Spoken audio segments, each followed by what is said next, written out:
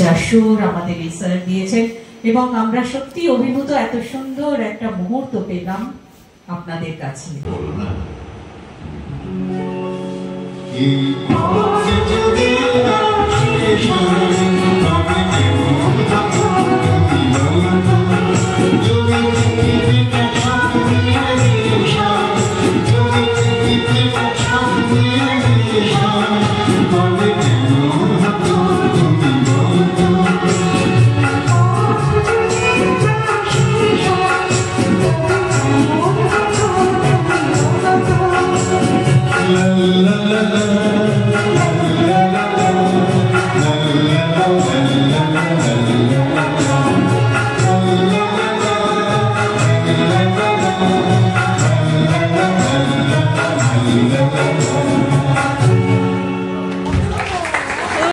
এবার আমরা যাকে পেয়ে গিয়েছি আমাদের মধ্যে, তিনি বড্ড আমাদের প্রিয় মানুষ, প্রিয় শিল্পী, সকলেই আমরা তাকে চিনি এবং জানি।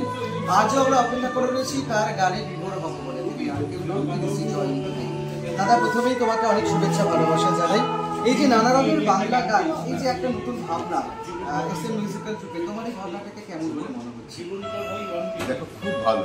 প্রথম কথা বলবো যে এখন ঠিক এই সময়ে এই ধরনের অনুষ্ঠান প্রয়োজন। সমাজে কিছু যাকে আমরা ক্যান্সার রোগের মতন কিছু অসামাজিক কাজকর্ম চলছে, সেখানে একমাত্র বাঁচাতে পারে, সুস্থ সমাজ তৈরি করতে পারে সুর। আর সুর যত ছড়িয়ে পড়বে তত আমার মনে হয় ক্যান্সারটা তত ভালোভাবে সেটা সেরে উঠবে। এখনো সময় আছে সেরে যাওয়ার বা সুস্থ হওয়ার, দেরি করলে কিন্তু খুব ভয়ঙ্কর।